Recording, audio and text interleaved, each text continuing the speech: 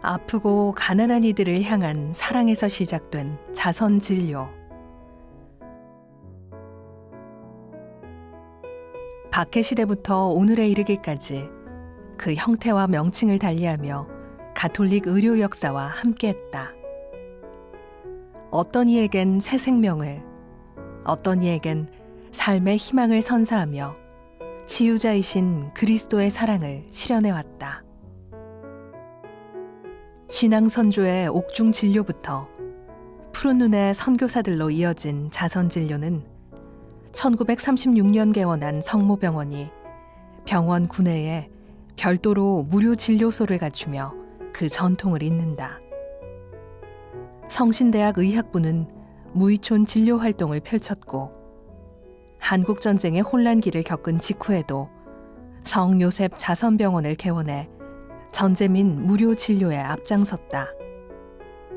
그리고 1964년 초대형 종합병원을 신축한 성모병원은 병원 내에 무료 진료소도 함께 개설하며 자선 진료 사업을 본격화한다.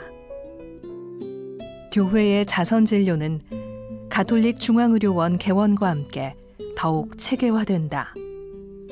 1966년 의료원에 사회의학처를 만들어 무료 진료소를 편입했고 사회의학처를 중심으로 사회의료 관련 사업이 통합되면서 더욱 안정된 체계를 갖추고 활동의 폭을 넓혀가게 된다. 이후 무료 진료소의 자선 진료 사업이 활발해지면서 형편이 어려운 환자들에게 폭넓은 진료를 제공하기 위한 독립 건물의 필요성이 제기됐고 1974년 자선 환자들만을 위한 새 병동을 신축해 자선 진료소로 이름을 바꾼다. 특히 이 무렵 교회의 자선 진료는 환자들의 치료뿐 아니라 재활과 후생복지에 힘쓰며 전인적 치료의 의미로 확장되는데 1980년대로 들어서며 자선 진료는 더욱 큰 전환점을 맞게 된다. 급격한 사회 변화와 의료의 사회화 추세에 맞춰 여의도 성모병원 신축과 함께 자선 진료소 형태를 폐지한 것이다. 전 국민 의료보험 시스템 하에 우리가 놓여 있기 때문에 극빈 환자들이 기본적으로 의료 보호를 받고 있습니다. 하지만 그럼에도 불구하고 의료 보호를 통해서도 지원되지 않는 부분을 저희가 지원해야 하고 또 더 나아가서는 의료 사각지대에 놓인 분들을 위해서 저희가 이 자선 의료비를 이제 앞으로 더 많이 지출해야 한다고 생각하고 있습니다. 더불어서 이제 우리 성모병원은 이제 아시아의 의료 선교를 위해서 기여를 해야 한다고 생각됩니다. 이로써 교회의 자선 진료는 통합 의료란 개념 아래 병원 내 일반 병상에서 누구나 똑같이 치료받는 차별 없는 진료로 나아가게 된다.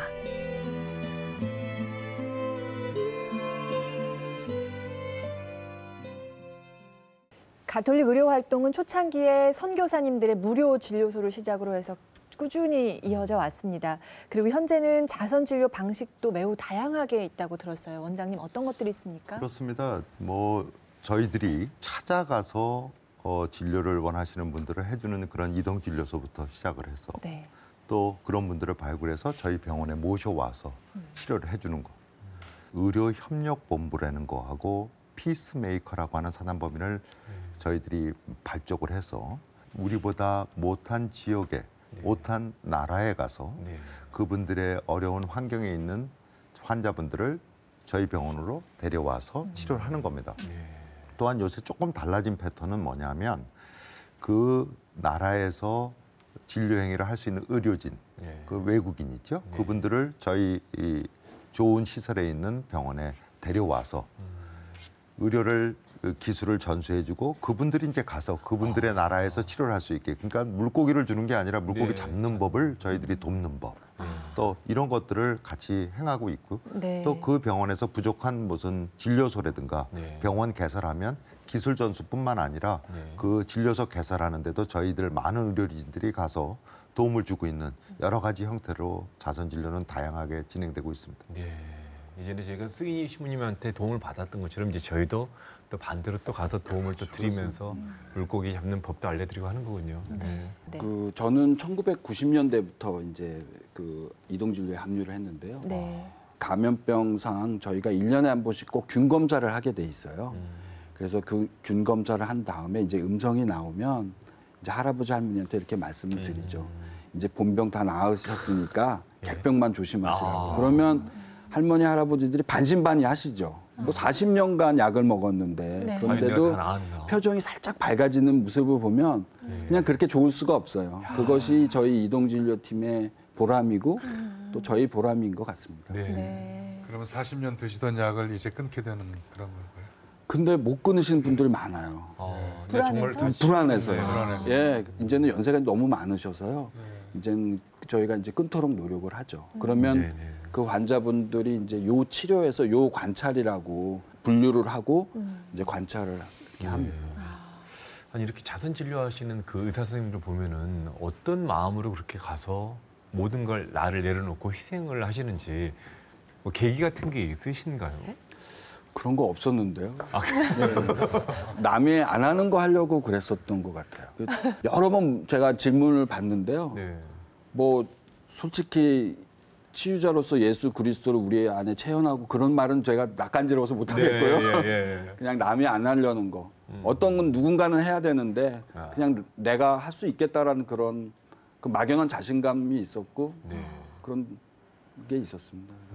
20대 초반에 카톨릭 의대에서 교육을 받았기 때문에 그런 게 아닌가. 생명 그렇게 존중의 그 생각을 이념, 해주십니다. 가톨릭 그게 정신이 잠재적으로 돼 있기 때문에 왜 그런지 모르지만 가게 된다라고 하는 게 아닌가. 그 아까 잠깐 언급됐던 최시령 교수님 얘기가 나오는데 최시령 교수님은 의과대학을 49년에 졸업을 하셨는데 49년도에 소록도를 가세요. 그래서 97년 1월까지 돌아가시는 해까지 49년간 일을 하시는데요.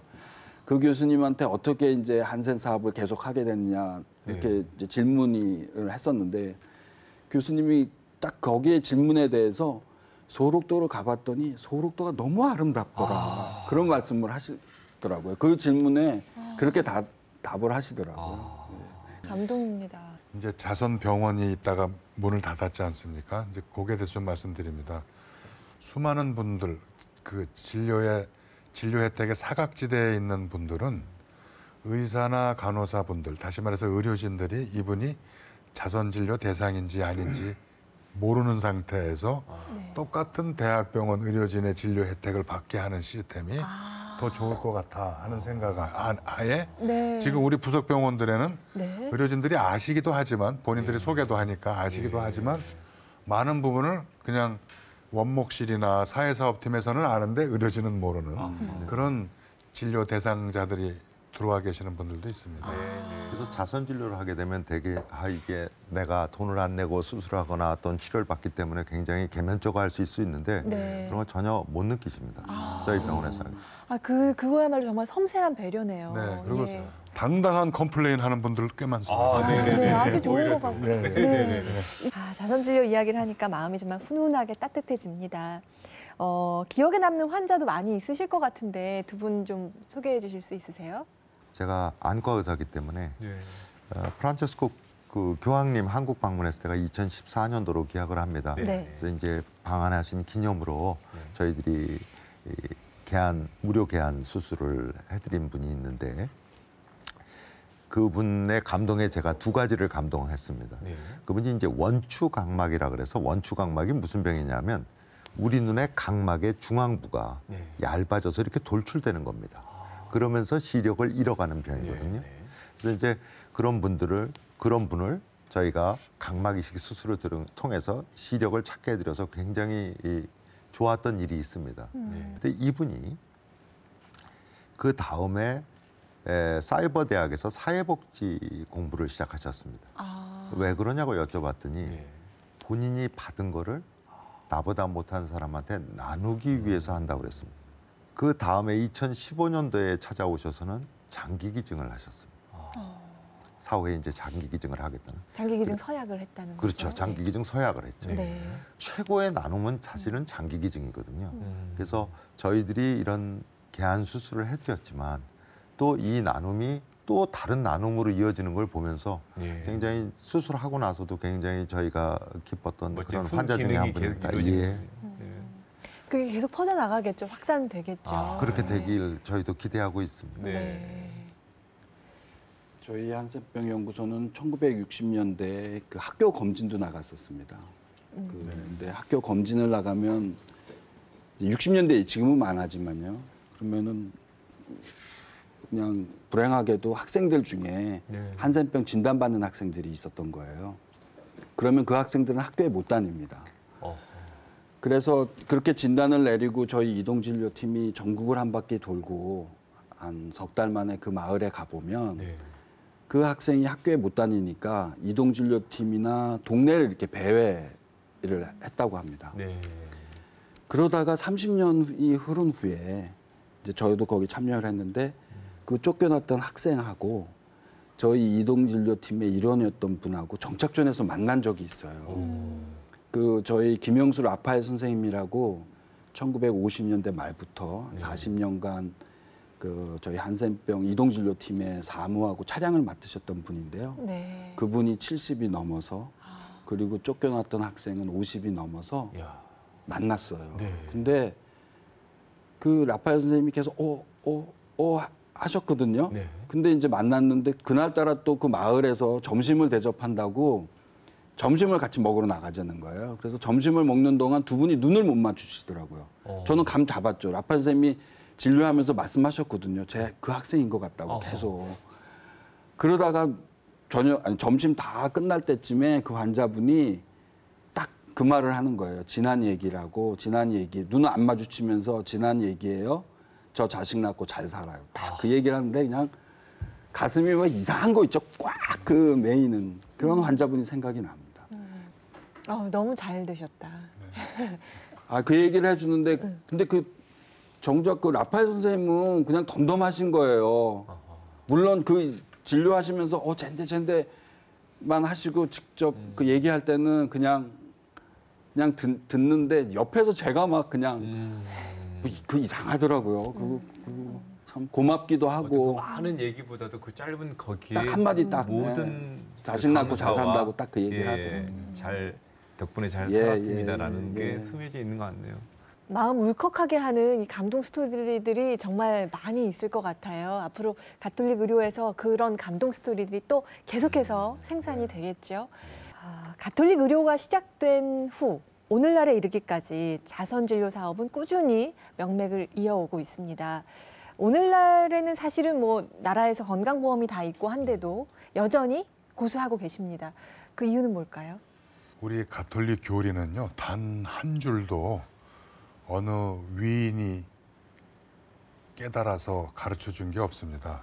다시 말해서 이름 없는 백성들이 각자의 가치 체험한 것을 서로 나누다가 공감대가 형성돼서 그것이 가치 공감대를 형성한 것이 교리가 된 거예요. 삼위일체. 정말 말도 안 되지만 예수님의 부활을 체험한 공동체의 구성원들이 삼위일체. 예수님이 삼위인데 사실은 일체다 하고 가르친 적이 없거든요. 고백할 수밖에 없는 신앙 체험들이 모여서 공감대를 형성한 거예요. 사람을 돕는다는 것이 얼마나 좋은 가치인지를 체험한 이름 없는 각자들의 가치가 공감돼서 가치를 공감하는 공동체이기 때문에 이게 계속 이어지고 있는 게 아닌가. 그래서 누군가가 이걸 대신한다 하더라도 대신할 수 없는 부분이 있다면 아까 이성범 교수 말을 듣고 저게 사실인 거야. 딴 거창한 얘기가 아니고 남이 대신할 수 없는 부분엔 내가 할 수 있으면 하는 거지. 우리 각자가 지금 이 자리에 남이 대신할 수 없는 부분에 자기가 앉아 있듯이 우리 각자 존재가 그런 거 아니겠습니까? 그래서 가치를 공감하는 공동체이기 때문에 이어간다라고 말씀드리겠습니다. 이 자선 진료라 그러면 저희들은 딱 큰 줄기를 세 개를 갖고 있거든요. 나눔을 실천하자. 딱 카톨릭 이념을 실천하자. 그 다음에 함께 소중한 우리라는 가치를 구현하자. 요 세 가지가 자선 진료를 할 때 저희 가톨릭 중앙의료원이 생각하고 있는 일이기 때문에 아마 이 세 가지는 변하지 않을 것 같거든요. 네. 그래서 아마 100년, 200년 계속 이어지지 않을까 저는 그렇게 생각을 하고 있습니다. 자선 진료는 저희 가톨릭 의료기관이 그 존재 이유라고 생각을 합니다. 저희 가톨릭 의료기관은 지속적으로 저희 존재 이유를 되새기고 반성하는 속에서 발전을 해왔기 때문에 아마 그 결과로 80여 년간 단 하루도 빼놓지 않고 자선 진료를 해왔다고 생각을 합니다. 오늘 가톨릭 중앙의료원 출범을 시작으로 해서 가톨릭 의료가 외형적으로 또 영성적으로 어떻게 성장하고 발전해 왔는지 함께 짚어보는 시간을 가졌습니다. 다음 이 시간에는요, 성모병원이 써내려간 신기록의 역사들, 그 속에 숨겨진 생명 나눔의 정신을 만나보겠습니다. 오늘도 함께해 주셔서 고맙습니다.